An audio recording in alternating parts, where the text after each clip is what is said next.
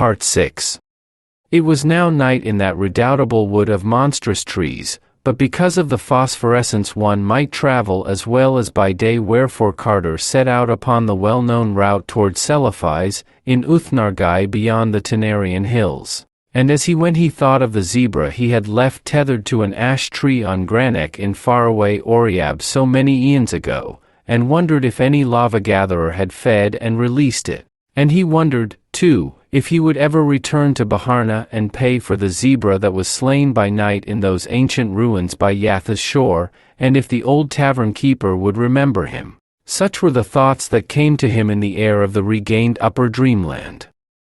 But presently his progress was halted by a sound from a very large hollow tree. He had avoided the great circle of stones, since he did not care to speak with Zugs just now, but it appeared from the singular fluttering in that huge tree that important councils were in session elsewhere. Upon drawing nearer he made out the accents of a tense and heated discussion, and before long became conscious of matters which he viewed with the greatest concern. For a war on the cats was under debate in that sovereign assembly of Zugs. It all came from the loss of the party which had sneaked after Carter to Ulthar, and which the cats had justly punished for unsuitable intentions. The matter had long rankled, and now, or within at least a month, the marshaled Zugs were about to strike the whole feline tribe in a series of surprise attacks, taking individual cats or groups of cats unawares, and giving not even the myriad cats of Ulthar a proper chance to drill and mobilize. This was the plan of the Zugs, and Carter saw that he must foil it before leaving on his mighty quest. Very quietly therefore did Randolph Carter steal to the edge of the wood and send the cry of the cat over the starlit fields. And a great grimalkin in a nearby cottage took up the burden and relayed it across leagues of rolling meadow to warriors large and small, black, gray, tiger, white, yellow, and mixed, and it echoed through near and beyond the sky even into Ulthar, and Ulthar's numerous cats called in chorus and fell into a line of march. It was fortunate that the moon was not up, so that all the cats were on earth. Swiftly and silently leaping, they sprang from every hearth and housetop and poured in a great furry sea across the plains to the edge of the wood. Carter was there to greet them, and the sight of shapely, wholesome cats was indeed good for his eyes after the things he had seen and walked within the abyss. He was glad to see his venerable friend and one-time rescuer at the head of Ulthar's detachment, a collar of rank around his sleek neck, and whiskers bristling at a martial angle. Better still, as a sub-lieutenant in that army was a brisk young fellow who proved to be none other than the very little kitten at the inn to whom Carter had given a saucer of rich cream on that long-vanished morning in Ulthar. He was a strapping and promising cat now, and purred as he shook hands with his friend. His grandfather said he was doing very well in the army, and that he might well expect a captaincy after one more campaign. Carter now outlined the peril of the cat tribe, and was rewarded by solid purrs of gratitude from all sides. Consulting with the generals, he prepared a plan of instant action which involved marching at once upon the Zug Council and other known strongholds of Zugs, forestalling their surprise attacks and forcing them to terms before the mobilization of their army of invasion. Thereupon, without a moment's loss, that great ocean of cats flooded the enchanted wood and surged around the council tree and the great stone circle. Flutterings rose to panic pitch as the enemy saw the newcomers, and there was very little resistance among the furtive and curious brown Zugs. They saw that they were beaten in advance, and turned from thoughts of vengeance to thoughts of present self-preservation.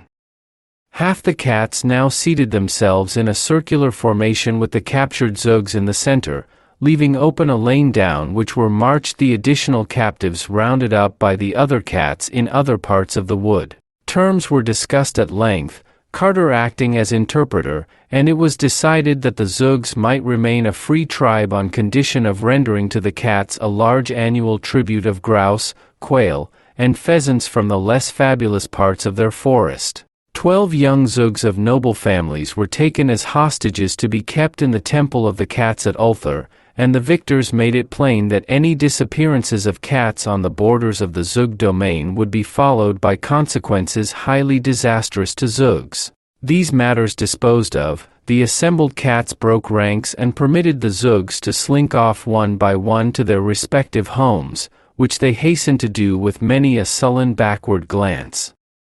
The old cat general now offered Carter an escort through the forest to whatever border he wished to reach, deeming it likely that the Zoogs would harbor dire resentment against him for the frustration of their warlike enterprise. This offer he welcomed with gratitude not only for the safety it afforded, but because he liked the graceful companionship of cats. So in the midst of a pleasant and playful regiment, relaxed after the successful performance of its duty, Randolph Carter walked with dignity through that enchanted and phosphorescent wood of Titan trees, talking of his quest with the old general and his grandson, whilst others of the band indulged in fantastic gambols or chased fallen leaves that the wind drove among the fungi of the primeval floor. And the old cat said that he had heard much of unknown Kadath in the cold waste, but did not know where it was. As for the marvelous Sunset City, he had not even heard of that, but would gladly relay to Carter anything he might later learn.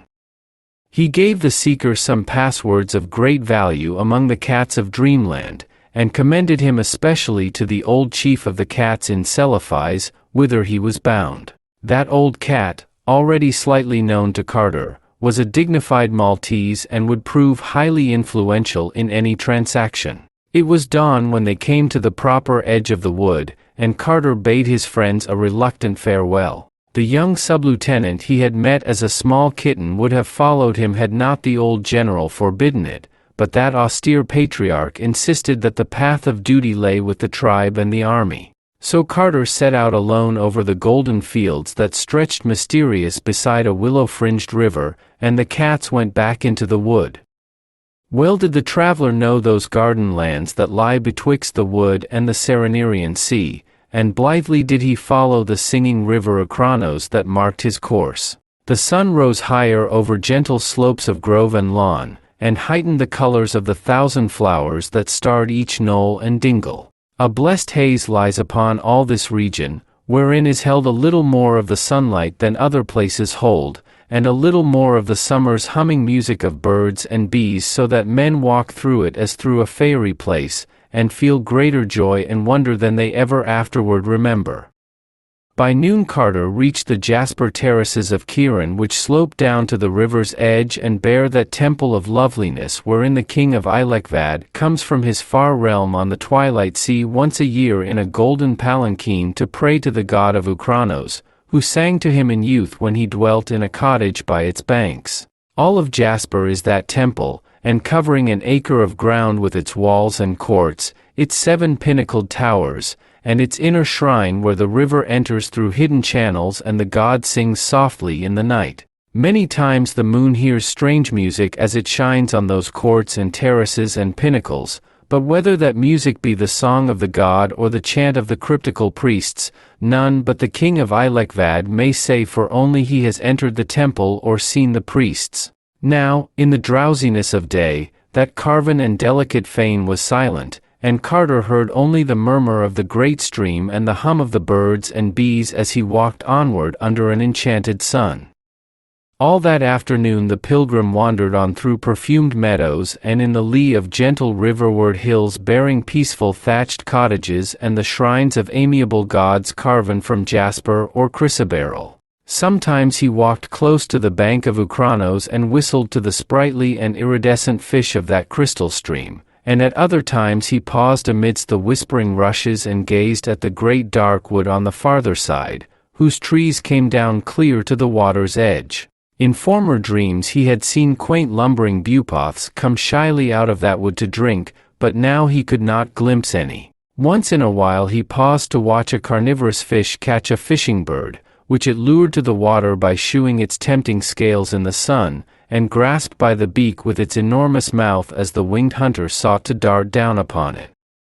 Toward evening he mounted a low grassy rise and saw before him flaming in the sunset the 1,000 gilded spires of Thran. Lofty beyond belief are the alabaster walls of that incredible city, sloping inward toward the top and wrought in one solid piece by what means no man knows, for they are more ancient than memory. Yet lofty as they are with their 100 gates and 200 turrets, the clustered towers within, all white beneath their golden spires, are loftier still, so that men on the plain around see them soaring into the sky, sometimes shining clear, sometimes caught at the top in tangles of cloud and mist, and sometimes clouded lower down with their utmost pinnacles blazing free above the vapors. And where Thran's gates open on the river are great wharves of marble, with ornate galleons of fragrant cedar and calamander riding gently at anchor, and strange bearded sailors sitting on casks and bales with the hieroglyphs of far places.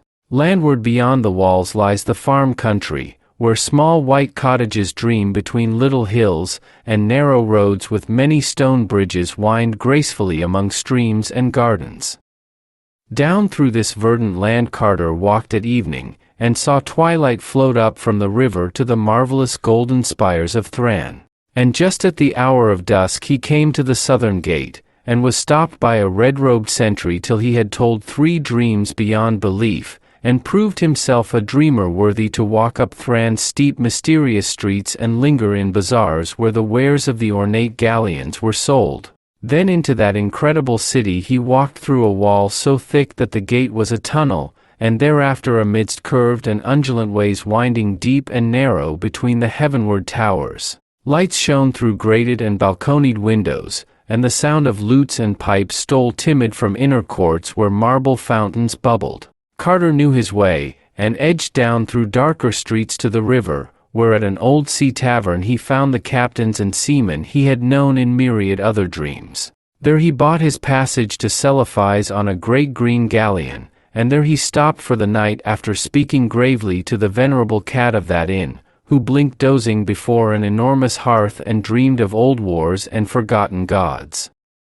In the morning Carter boarded the galleon bound for Celephes, and sat in the prow as the ropes were cast off and the long sail down to the Serenerian Sea began. For many leagues the banks were much as they were above Thran, with now and then a curious temple rising on the farther hills toward the right, and a drowsy village on the shore, with steep red roofs and nets spread in the sun. Mindful of his search, Carter questioned all the mariners closely about those whom they had met in the taverns of Celephes, asking the names and ways of the strange men with long, narrow eyes, long-lobed ears, thin noses, and pointed chins who came in dark ships from the north and traded onyx for the carved jade and spun gold and little red singing birds of Celephes. Of these men the sailors knew not much, save that they talked but seldom and spread a kind of awe about them.